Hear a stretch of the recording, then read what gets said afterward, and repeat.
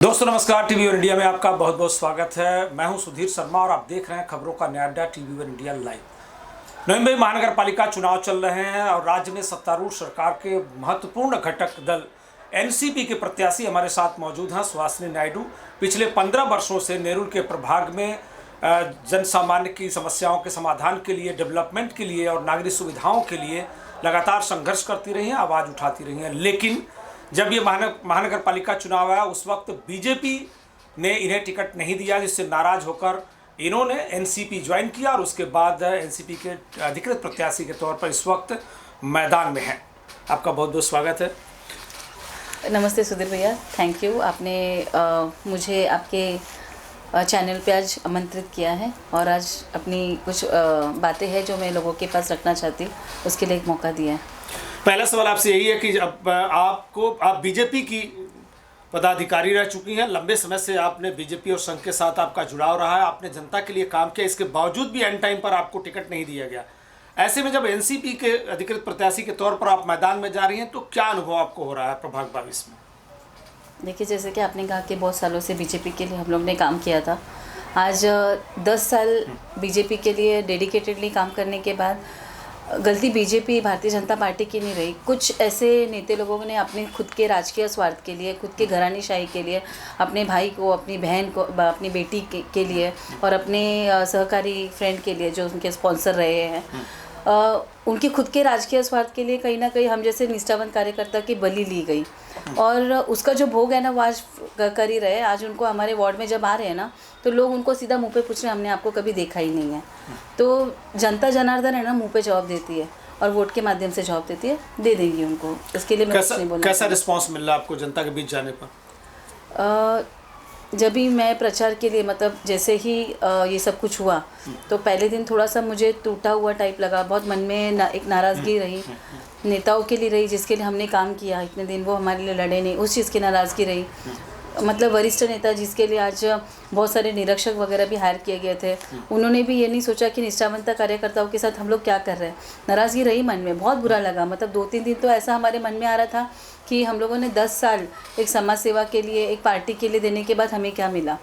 फिर बाद में जब लोगों का मैंने प्रतिसाद देखा, लोग बोल रहे थे कि तूने हमारे लिए काम किया है, तुझे लड़ना है, हम लोग तुझे जानते हैं, हम लोग चिन्ह को नहीं जानते हैं, हमें चिन्ह से कोई फ़र्क नहीं पड़ता है। जब आपने देखा जिस दिन मैंने मॉर्निंग मतलब आफ्टरनून में हम लोग ने फॉर्म भरा, अराउंड 7:30 को मैं यहाँ पर आई, एक बहुत बड़ा जल्लोष महिला मतलब मेरे नागरिकों की तरफ से हुआ जो मुझे पता भी नहीं था।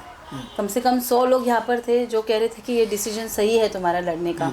और मैं हमारी महायुति के सरकार में ही हूँ, अजीत दादा पवार उप मुख्यमंत्री है, मैं सरकार के बाहर नहीं गई हूँ, मेरी विचारधारा कहीं बदली नहीं है। मैं आज हिंदुत्व के लिए ही काम कर रही हूँ, भारतीय जनता पार्टी के सरकार में ही काम कर रही हूँ। कुछ नेताओं से लड़कर आज नाराज़ होकर मैं अपने मायके गई हूँ, ये समझ के चलिएगा। क्या एजेंडा है आपका, क्या मुद्दा लेकर आप जा रही हैं जनता के बीच में और किस तरह का रिस्पांस जनता से मिल रहा है? जनताओं से रिस्पांस बहुत अच्छा है। आज लोगों ने, मतलब लोगों की इच्छा थी कि बोलते ना, उनको एक समाज सेवक ऐसा चाहिए जो सभागृह में जाके बोले, एक बुलंद आवाज़ उनको चाहिए।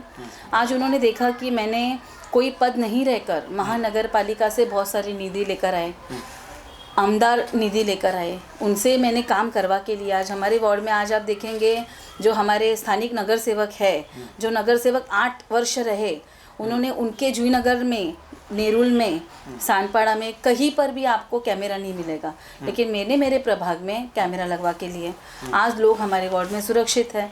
उसके अलावा आज आप उनके यहाँ पर जाके देखेंगे कि रोड में आप जाके देखेंगे तो उनके इधर ट्रैफिक की समस्याएं हैं, जो एक बस आ गया तो आधा घंटा लोगों को वहाँ पे ट्रैफिक में लगे रहना पड़ता है, उनके लिए उन्होंने कुछ नहीं किया है। कोई एक इंफ्रास्ट्रक्चर उन्होंने खड़ा नहीं किया है। वहाँ पे चिंचोली तालाब जैसा इतना अच्छा सुंदर गार्डन है, उसको कहीं सुशोभीकरण नहीं है, बच्चों के लिए कोई फैसिलिटीज़ नहीं है। आज छोटे बच्चे हैं, उन लोगों के लिए फैसिलिटीज़ आनी चाहिए। जब भी इन्होंने मैनिफेस्टो दिया था तब कहा गया था कि इधर मैं स्पोर्ट्स कॉम्प्लेक्स बना के दूंगा। तो मैं आज जनताओं से यही पूछूंगी, नागरिकों को यही बोलूँगी कि जैसे आपके पास वो वोट मांगने आए ना, तो कहीं ना कहीं नोटा ये सब चीज़ों में जाने से अच्छा उनको बस इतना ही पूछिए हमारा स्पोर्ट्स कॉम्प्लेक्स, क्रीड़ा संकुल कहाँ है। क्योंकि बहुत सारे वचननामा दिए गए थे, मैं आपके सोसाइटी में कॉन्डोनियम के इसमें आपको ब्लॉगिंग्स करके दूंगा। मतलब एक भी जो उनके मैनिफेस्टोज है, अगर आप पिछले साल का लेकर बैठोगे, पिछले इलेक्शंस का जो 8-10 साल पहले उन्होंने आश्वासन दिए थे, झूठी बोल बोल कर जीत कर आए थे, वो लोगों ने अपना मैनिफेस्टो ले, उसमें से अगर 10% भी काम किया हो ना तो मैं घर बैठने के लिए तैयार हूँ। कुछ नहीं किया है। आज मैं नगर सेविका नहीं रहकर मैंने अपने वार्ड में कैमरा लगवाए हैं, ज्येष्ठ विरंगमुला केंद्र लगवाए हैं, सोलर हाईमास लगाए हैं। सोलर हाईमास की वजह से आज हमारे यहाँ पे पूरा उज्ज्वलित एरिया है। सेक्टर 4 में आप जाके देखेंगे, पीछे जो एरियाज़ है वहाँ पे बहुत सारे अवैध चीज़ें होती थी, बच्चे नशे वगैरह करते थे वहाँ पे, बहुत ऐसा मतलब बहुत गलत चीज़ें वहाँ पे चलती थी, चोरी होती थी। आज कैमरा की वजह से वो सुरक्षित है, लाइट की वजह से वो सुरक्षित है। तो आज सब लोग अप्रिशिएट कर रहे हैं। ये सब चीज़ें काम करना ये नगर सेविका का काम होता है, नगर सेवक का काम होता है। ये सब चीज़ें अगर हम लोगों को करनी पड़ती है तो नगर सेवक क्या कर रहे हैं, ये प्रश्न जनता उन्हें पूछे उनसे। आज बोलते हैं हमने जूही नगर में बहुत काम किया। क्या काम किया है जूही नगर में? आप हमें काम दिखाए। जो रोड है उसको ही तोड़ के रोड बना देते हैं। करप्शन होता है, उसमें अधिकारी भी इन्वॉल्व होते हैं, वो भी इन्वॉल्व होते हैं, बनवा लेते हैं। फिर आज मुझे बताइए, आप जब आपका 5 साल का कार्यकाल था, बाकी जो कॉम्प्लीमेंट्री मिली वो कोविड की वजह से मिला, तुम्हारे 5 साल के कार्यकाल में तुमने क्या किया है?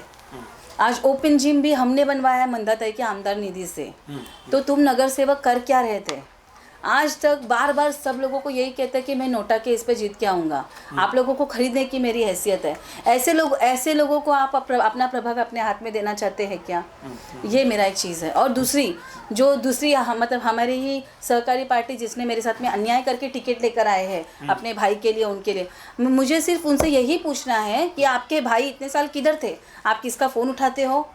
प्रभाग में आपके ही लोग मेरे पास आके मेरे सर्टिफिकेट बनवा के जाते हैं, आपके ही लोग आके मेरे पास से उत्पन्न दाखला बना के लेके जाते हैं। फिर आप अपने प्रभाग में करते क्या हो?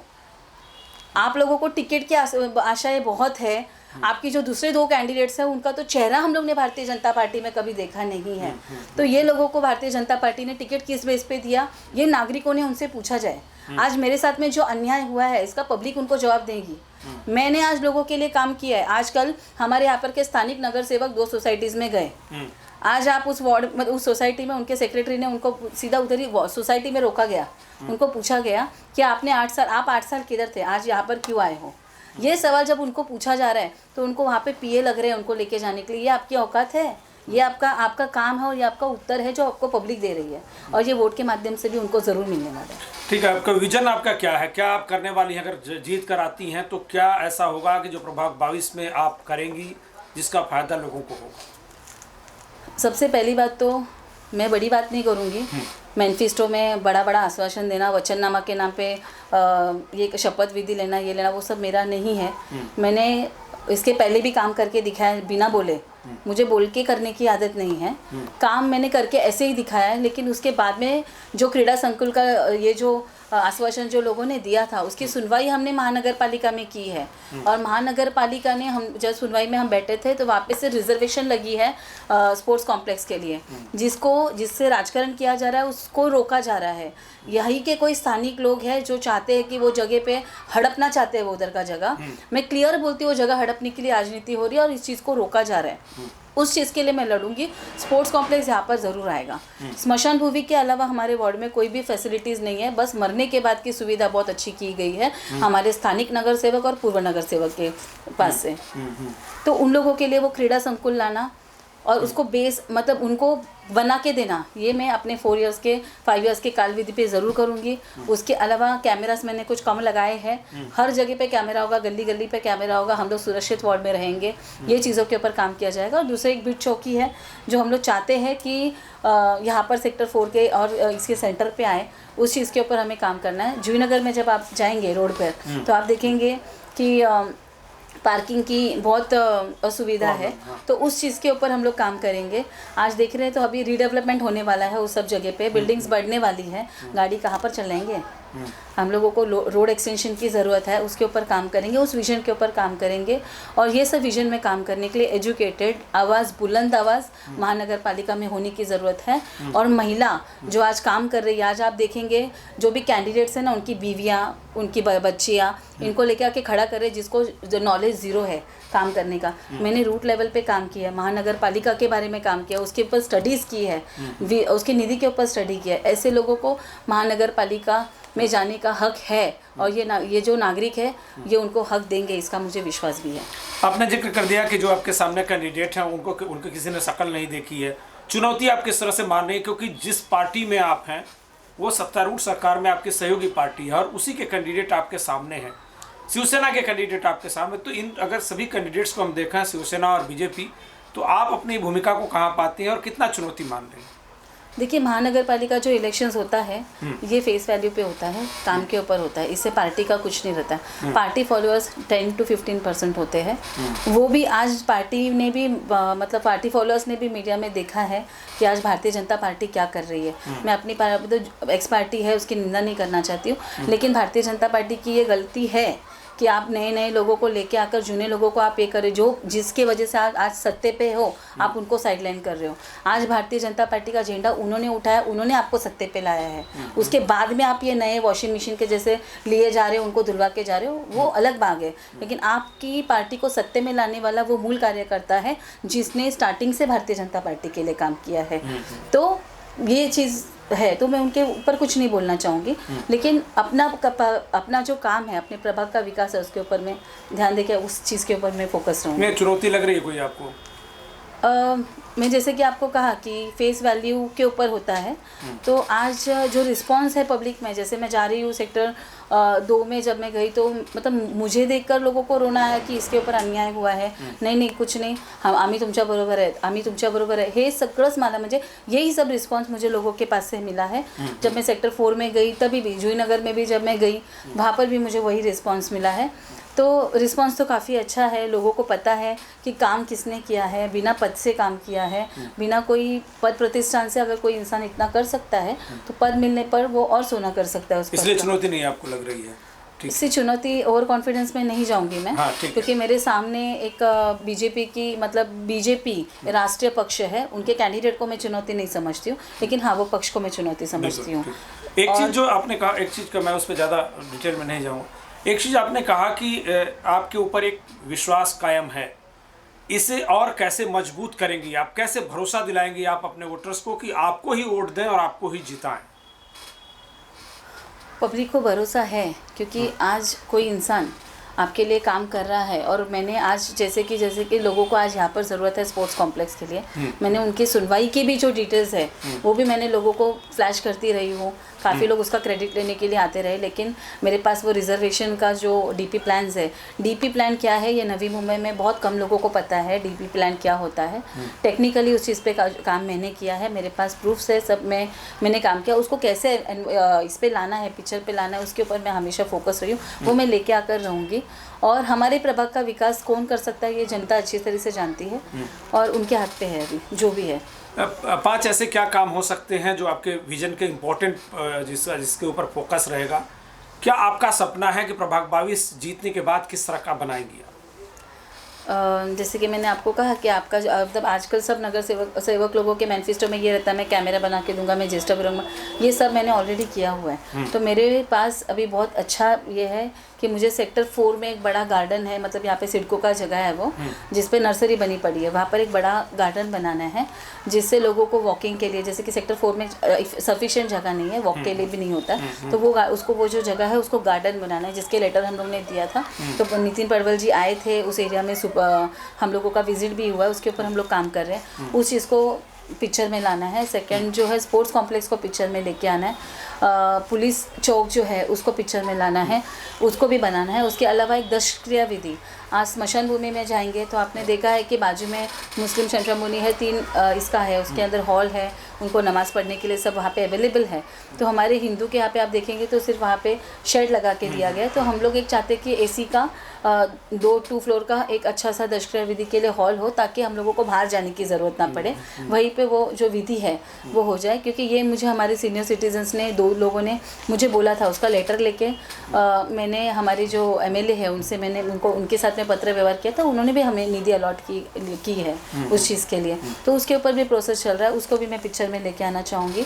जूही नगर जो है, जूही नगर क्षेत्र में जो है आप एरिया देखेंगे, वहाँ पर जो है मैंने आपको कहा कि पार्किंग सुविधा के ऊपर मुझे काम करना है। उसके अलावा वहाँ पे ज्येष्ठ विरंगुड़ा केंद्र भी बनाना है, क्योंकि आप देखेंगे बंट हॉल के यहाँ पे जो है सीनियर सिटीजन बड़े पैमाने पे बैठे रहते हैं। मैं अभी प्रचार के लिए जा रही तो मैं देख रही हूँ सब चीज़ें, उनके लिए कोई ऐसा बैठने का स्थान नहीं है। तो उनके लिए एक विरंगुड़ा केंद्र बनाना, बच्चों के लिए लाइब्रेरी बनाना, क्योंकि ये सब जो है मीडियम वर्ग है, यहाँ पर इनके एजुकेशन के लिए सब चीज़ों के लिए एक लाइब्रेरी होना भी बहुत ज़रूरी है, जो कि महानगर पालिका के अंतर्गत में रहेगा, तो उनको इको बजट भी होगा। तो ये सब कुछ विजन्स हैं, और भी कुछ एक्स्ट्रा विजन्स के ऊपर मैं स्टडी करने वाली हूँ और लेकर आऊँगी नवी मुंबई के हमारे नेहरू, जूहीनगर और सांडपाड़ प्रभाग के लिए। 15 जनवरी को वोटिंग होने वाली है, तो क्या हम मानकर चलें कि सुहासिनी नायडू प्रभाग 22 में नया इतिहास बनाएंगी? मेरे जनताओं के ऊपर मुझे भरोसा है। आज मेरे इधर के जो नागरिक हैं उन्होंने मुझे जो भरोसा दिखाया, उस भरोसे के ऊपर मुझे भरोसा है। 15 तारीख को जो इलेक्शंस होने वाला है उसमें मेरा जो वोटिंग काउंट रहेगा वो टॉप पे रहेगा, और मैं ही यहाँ पर जीत कर आऊँगी। इस चीज़ के ऊपर मुझे मेरे प्रभाग के सभी नागरिकों के ऊपर बहुत भरोसा है, और मैं ही जीत कर आऊँगी।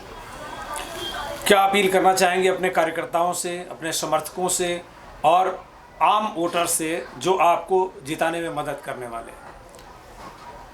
मैं कहना चाहूँगी हमारे सब नागरिकों को कि आज आप लोगों के लिए सभागृह में एक बुलंद आवाज़ की ज़रूरत है, जो आपके प्रभाग की समस्या महानगर पालिका के तरफ लेके जाए, बजट के लिए लड़े, क्योंकि बजट तो आता है लेकिन उस बजट को अपने प्रभाग में लाने वाला कोई नहीं है। बजट तो बहुत आता है, उसके ऊपर करप्शन करने वाले अपने पास है, लेकिन उसके ऊपर काम करने वाले नहीं हैं। तो इस चीज़ के ऊपर हमें आप देखिए, आप सोचिए कि आपको किसके हाथ देना है। तो मैं आपसे अपील करती हूँ कि आपका जो प्रभाग की समस्या है इसको महानगर पालिका में लेके जाकर उसके ऊपर समस्या का जो निवारण है ये मैं ही कर सकती हूँ। एक बार संधि दीजिए, जैसे मैंने 8 साल काम किया है उससे उत्तम काम मैं आपको करके दिखाऊंगी। आपने जितना बताया कि जनता से आपको ज़बरदस्त जन समर्थन मिल रहा है, तो 15 जनवरी को आप अपनी जीत को लेकर कितनी उम्मीद में हैं? क्या वाकई नया इतिहास लिखा जाएगा प्रभाग 22 में? जी हाँ, प्रभाग 22 में इतिहास रचा जाएगा, क्योंकि आज मैंने जो काम किया है ना, इसका जो जवाब है ये हमारे नागरिक देंगे, और वो अपनी वोटिंग के द्वारा देंगे। मैं पक्का जीतूंगी, कि मुझे विश्वास है, क्योंकि मुझे नागरिकों पे विश्वास है। क्योंकि जो आज मैं लोगों के घर घर जा रही हूँ, तो लोगों का जो प्रतिशत है कि हाँ तूने जो लड़ने का डिसीजन लिया है इसके लिए हम आपके समर्थन करते हैं। आपने बहुत सारे वीडियोस देखे होंगे जिसमें लोगों ने ओपनली आके बोला है। लोग ने मीडिया में ओपनली आके कभी बोलते नहीं है, तो आज आप मेरे प्रोफाइल पे देखेंगे बहुत सारे लोगों ने ओपन आके समर्थन दिया है। तो उनके विश्वास पे मुझे विश्वास है, और मुझे मेरे खुद पे विश्वास है, और मेरे काम पे विश्वास है। आने वाला जो 15 जनवरी है, इस दिन इतिहास रचेगा, और मैं प्रभाग क्रमांक 22 की उम्मीदवार जो है वो जीत कर आएगी, जो कि मैं रहूँगी। सुहासिनी जी, बहुत बहुत धन्यवाद, आपने तमाम सवालों का जवाब दिया। सुहासिनी रमेश नायडू जी प्रभाग 22 से चुनाव लड़ रही हैं, एनसीपी का अधिकृत प्रत्याशी है, और जैसा इन्होंने विश्वास जताया है, जनता के बीच लगातार जा रही हैं। जो इनके काम हैं, जो उपलब्धियां हैं, उनके बीच रख रही हैं, और जो विजन है इस प्रभाग के बेहतर विकास के लिए, नागरिक सुविधाओं के लिए, सुरक्षा के लिए और खुशहाली के लिए, इनका विजन जनता पसंद कर रहे हैं। हम उम्मीद कर रहे हैं कि जब 15 जनवरी को जब वोटिंग होगी तो जनता इनके पक्ष में वोट देगी और नया इतिहास लिखा जाएगा। आज की बातचीत में बस इतना ही। दीजिए हमें इजाज़त, लेकिन ताज़ा तरीन खबरों के लिए देखते रहिए TV1 इंडिया लाइव। नमस्कार। लेटेस्ट अपडेट्स और ताज़ा तरीन खबरों के लिए TV1 इंडिया लाइव को सब्सक्राइब कीजिए, और नोटिफिकेशन पाने के लिए बेल आइकॉन को दबाना मत भूलिए।